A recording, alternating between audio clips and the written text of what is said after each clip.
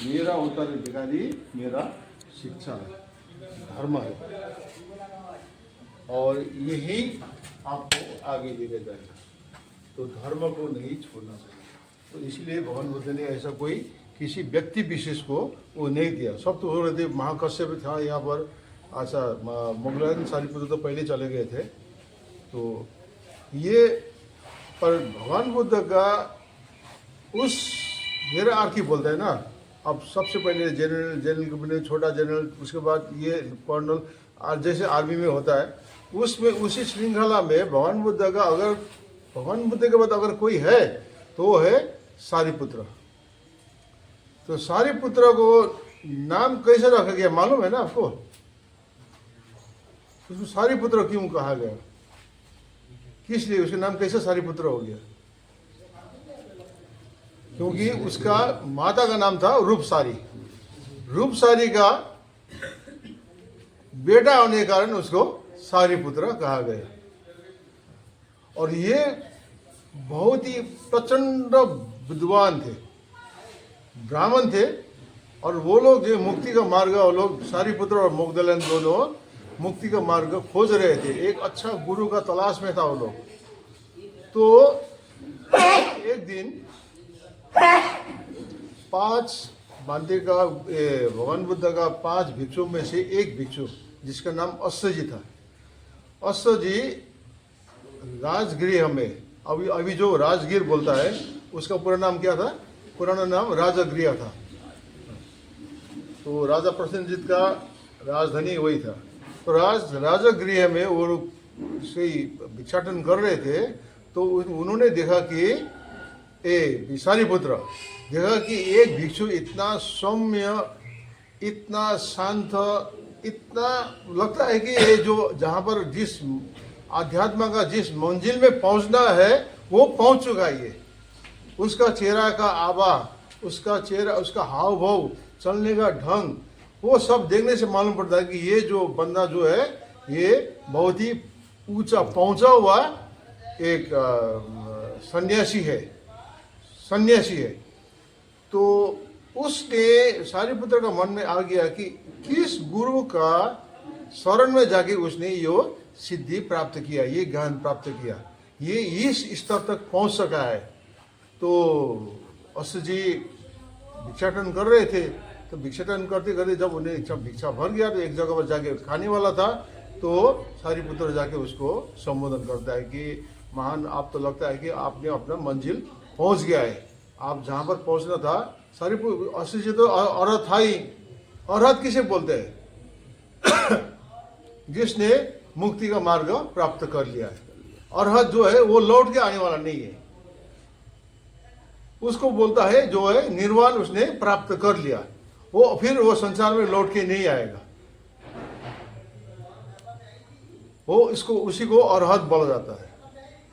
तो आपने तो ये सिद्धि, ये अपना लक्ष्य प्राप्त कर लिया। किस गुरु का शरण में जाकर आपने ये सिद्धि प्राप्त कर लिया है, ये लक्ष्य प्राप्त कर लिया? बोले से जब पूछा तो अश्व जी बोलता है कि शाक्य मुनि एक गुरु है जिसका शरण में जाके हमने ये सिद्धि, ये लक्ष्य प्राप्त किया है, ये स्थान प्राप्त किया है। तो फिर सारीपुत्र ने पूछा कि उस गुरु का कोई शिक्षा का सार तो हमको बताइए, उसका कोई शिक्षा तो होगा। तो बोल रहा है कि हमारा श्रमण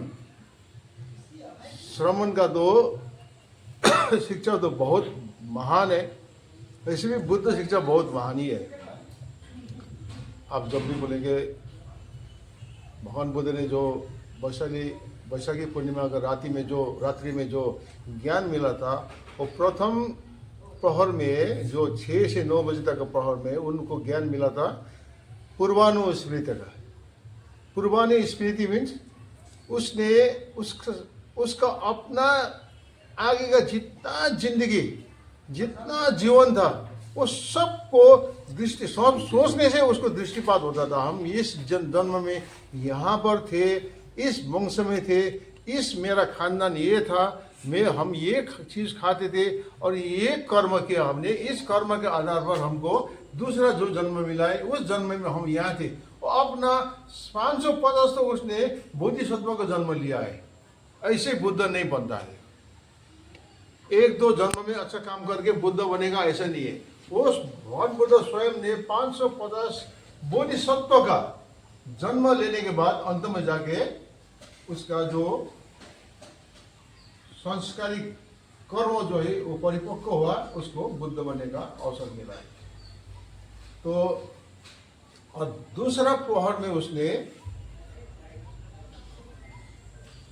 ये संसार किस तरह चलता है, चौथ उत्पत्ति मीन्स अणु का खंड विखंड होते फिर सम्मिलन होने के, ये पूरा एकदम साइंस का वही है। बुद्धिज्म अगर कुछ बोला, इसीलिए बुद्धिज्म अभी साइंस का कसौटी में खड़ा उतरा है। मीन्स बुद्धिज्म टोटली साइंटिफिक ही है और शुद्ध प्राकृतिक नियम में आधारित है। तो ये उस टाइम भगवान बुद्ध ने, जब एटम शुरू हुआ ही नहीं था, किसी को एटम के बारे में मालूम नहीं था, भगवान बुद्ध ने एटम के बारे में पहले पता लिया था कि अणु का, अणु मीन्स एटम, अणु का खंड विखंड होके फिर सम्मिलित होने का प्रक्रिया में ये संसार चल रहा है। और तीसरा प्रहर में उसको प्रतीत समुद्रवाद का ज्ञान मिला है। कोई भी घटना अकेला नहीं घटता है। एक घटना का कारण दूसरा घटना के कारण ये घटना घटित होता है। और अंत में चौथा प्रहर में उनको ये बुद्धत्व प्राप्त हुआ है। तो बुद्धत्व प्राप्त जब हुआ, उनका शरीर से 5 रंग का रश्मि, 5 रंग का रश्मि शरीर से फूटा है, निकला है। वो 5 रंग का रश्मि लेके आज हम लोग का वर्ल्ड बुद्धिस्ट फ्लैग, विश्व बौद्ध पताका ये बना है। और इसका श्रेय किसको जाता है? कर्नल हेनरी स्टील ऑलकोट बोल के एक अमेरिकन बुद्धिस्ट था। उसने देखा कि बुद्धिज्म का क्या है, संसार में कोई परिचय नहीं है। अगर बुद्धिज्म को फिर स्थापित करना है तो एक परिचय देना जरूरी है। तो परिचय में क्या है, झंडा होना चाहिए, पताका होना चाहिए। तो उन्होंने ये पताका 5 रंग में, जो भगवान बुद्ध का शरीर से जो 5 रंग स्फुटित हुआ था, वो 5 रंग को लेके उन्होंने ये वर्ल्ड बुद्धिस्ट फ्लैग बनाया है। और इसमें उनका समर्थन और सहयोग देने वाला कौन था? अनागरिक धर्मपाला, अनागरिक धर्मपाला, जो हमारे यहाँ पर भगवान ये जो महावीर का उद्यान में सबसे पहले उनका हाथ यही है। तो बात तो कहाँ पहुँच गया? अश्व जी को सारिपुत्र ने पूछा कि आपको ये जो उपलब्धि कैसा हुआ? तो वो बोला कि श्रमण गौतम का शरण में जाके हमने ये मिला है। तो उनका शिक्षा क्या है? तो अश्व जी बोलता है कि उनका शिक्षा तो बहुत महान है। कैसे, अब इतना समय में कैसा बताया जाए? तो फिर भी कुछ बताइए, फिर भी कुछ बताइए बोला। तो अश्व जी बोलता है कि हे धम्म हेतु प्रवाह तेसंग विदो तथागता तेसंग चयो नियोग एवं बदिश्रमण। तो ये संसार का, वो सुनने का साथ साथ में सारिपुत्र वैसे भी ज्ञानी था। ज्ञानी के लिए एक शब्द काफी है, एक सेंटेंस काफी है।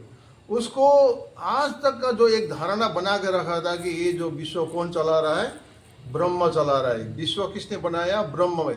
वो सब उसका वो जो धारणा जो था वो हवा में उड़ गया पूरा। उसको मालूम हो गया, बाप ये क्या बोला, हे धम्म हेतु प्रवाह, अवस्था और कारण का सम्मिलन में ये धर्म चलता है। धर्म मीन्स कोई भी, जैसे आँख का जलना धर्म है, उसका पानी का बुझाना धर्म है ना? ये तो हे धम्म हेतु प्रवाह, हेतु और कारण और अवस्था का सम्मिलन में ही आगे सृष्टि चलता है। आप एक बीज को लीजिए ना, उस बीज को आप टेबल में ऐसे रख दीजिए, हवा पानी के बिना, मिट्टी के बिना वो स्फुटित होगा नहीं होगा। वो उसको स्फुटित होने के लिए, उसको फिर प्राण लाने के लिए आपको उचित अवस्था का जरूरी पड़ता है। उचित अवस्था है, उसको पानी चाहिए, हवा चाहिए, मिट्टी चाहिए, है ना, एक एक ग्राउंड चाहिए। तो वो उस ग्राउंड जब उस अवस्था को उसको मिलता है तो कारण तो एक बन गया, एक बीज हो गया। पर उसको अवस्था, उसको उचित अवस्था मिलने पर भी वो क्या हुआ, उसमें प्राण आता है, उसको आगे उसका अपना जीवन आगे संचालन करता है। तो ये धर्म और अवस्था और कारण का सम्मिलन में धर्म प्रभावित होता है। तो होने का साथ में वो सोच रहा है कि आज तक जो भी कराता है धर्म भगवान कराता है, जो भी कराता है ब्रह्म कराता है, ब्रह्म ही बनाता है, ब्रह्म ही तोड़ता है, ये सब हवा में उड़ गया। वो इतना खुशी हो गया, अरे बाप रे, संसार का सबसे बड़ा सीक्रेट हमको मिल गया। और बाप रे, वो तो एकदम उसको अशु जी को ध्यान धन्यवाद देके वो दौड़ के जाता है अपना दोस्त मोगदलन को बताने के लिए। तो मोगदलन जैसे बोलता है, देखता है कि अरे आज अशु जी तो एकदम ये सारीपुत्र इतना खुशी कैसे है। तो क्या हो गया सब दोस्त, आपको बंधु, आपको क्या खुशी मिला है? बोला अरे आज इतना खुशी हमको मिला कि, तो उसने पता था कि अशु जी ने ये बोला है।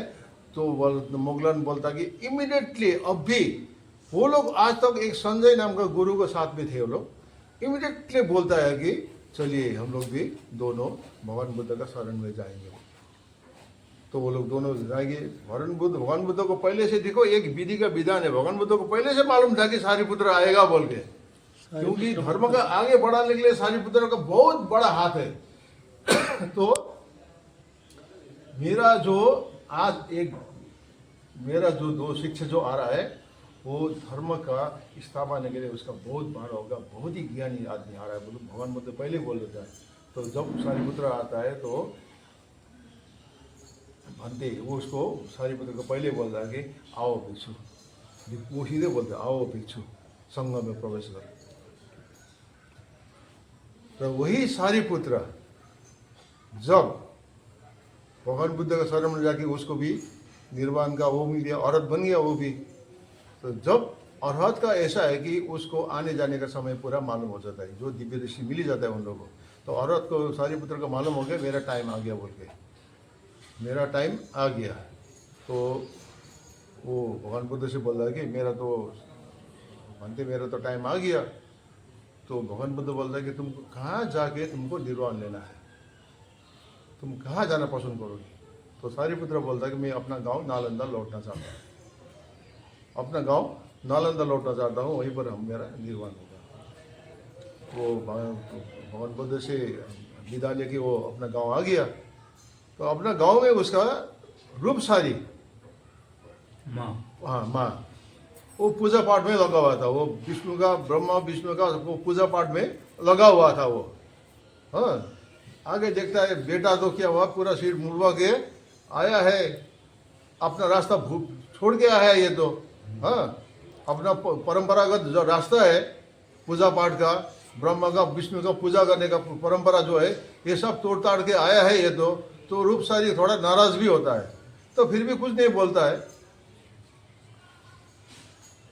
सारीपुत्र आने का करीब करीब एक सप्ताह के बाद एक देव आकाश मार्ग से एकदम प्रचंड तेज के साथ इतना उजाला कि आके सीधा रात को आके सारीपुत्र के सामने में आता है। सारीपुत्र के सामने में घुटना टेक के हाथ जोड़ के खड़ा होता है। वो रूपसारी अंदर से देख रही है, एक आकाश से एक देव आया है और अपना बेटा के साथ बात कर रहा है, और बेटा ऐसे बैठा है उसके सामने में वो देव हाथ जोड़ के बैठा है। मीन्स जो भी आया है अपना बेटा को बकायदा पूरा सम्मान दे रहा है ना। तो रूपसारी देखता देखता है, उसके बाद थोड़ा कुछ देर बात करके वो देव लौट के जाता है। तो सवेरे रूपसारी